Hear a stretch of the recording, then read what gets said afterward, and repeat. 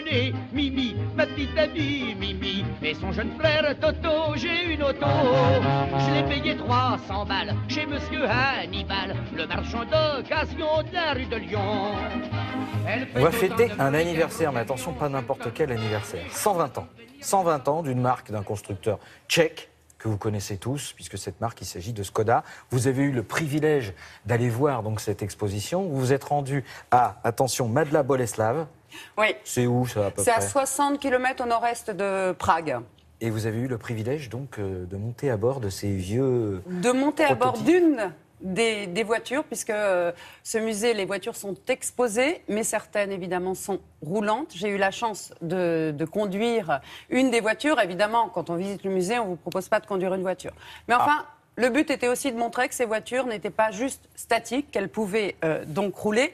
Et la marque automobile Skoda fait partie du groupe Volkswagen. Et dans ce groupe, c'est la marque la plus ancienne.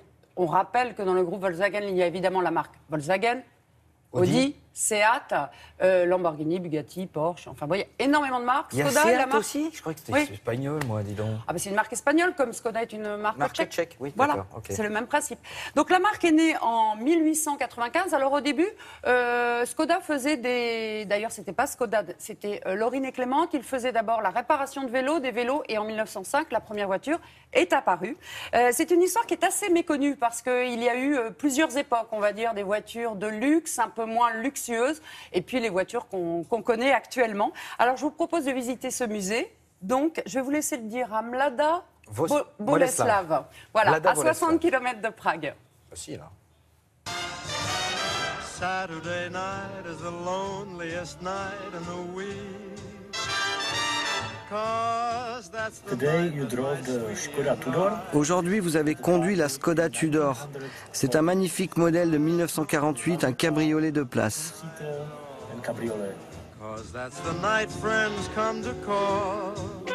This year we are celebrating 120 years. Cette année, nous célébrons les 120 ans du constructeur. Beginning it was À l'origine, Václav Laurin et Václav Clément se sont associés pour créer la marque. Ils produisaient des bicyclettes, production of bicycles des cyclomoteurs et plus tard des automobiles. and later on passenger cars.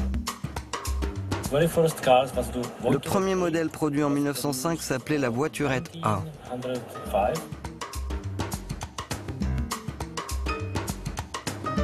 Václav Laurin and Clement. Les deux associés ont décidé de trouver un partenaire financier solide dans les années 20. Et en 1925, ils fusionnent avec Skoda. Made a joint venture with a Skoda company. Currently we are producing Actuellement, nous produisons la Superbe, mais Superbe en tant que modèle est beaucoup plus vieux.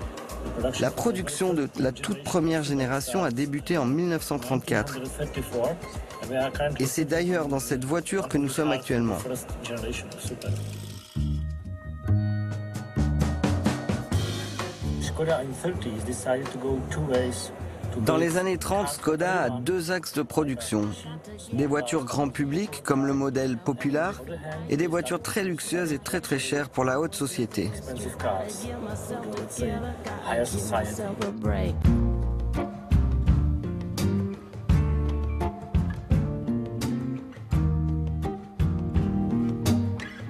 After Second World War, Après la Deuxième Guerre mondiale, la marque a été nationalisée.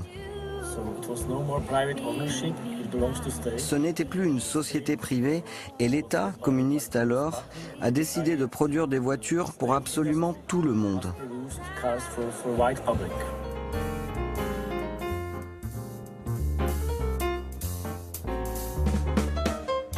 In the Skoda Museum, most of Dans the le cars musée Skoda, la plupart des voitures sont roulantes. bring them to the public. Nous essayons de les présenter au public lors d'événements dynamiques ou dans des rallyes parce que nous pensons que voir ces véhicules anciens en mouvement, c'est la meilleure manière de présenter et de valoriser notre héritage. How to present the heritage and the history of Skoda.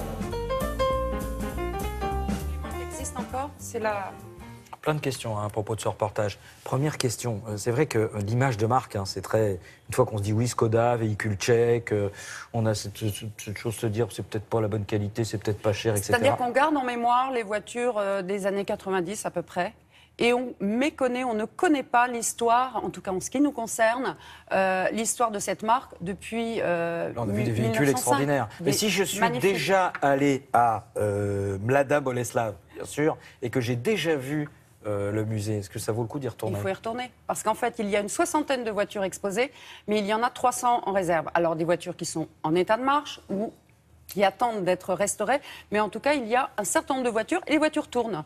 Il y a des thèmes, et, le musée change les modèles exposés. Donc on peut retourner à Mlada Boleslav. On Parce que peut y je l'ai pas dit retourner. 3 fois. Et l'interview, nous l'avons réalisée dans une voiture qui s'appelle la Superbe. Et c'est un modèle qui existe toujours, puisqu'en 2015, il y a chez Skoda un modèle qui s'appelle la Skoda Superbe. Donc le nom est resté.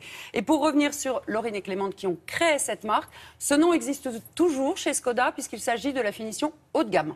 D'accord. Donc si on Voilà. veut une belle Skoda, il faut demander une Laurine et Clément. Voilà. Voilà. Merci beaucoup Anne-Christine Oran, parce qu'on ne dit pas présente, on dit Exactement. présent. Voilà. C'est Anne-Christine Donc Oran. on dit Oran et pas Orent. Voilà. Et bien comme ça, c'est rentré.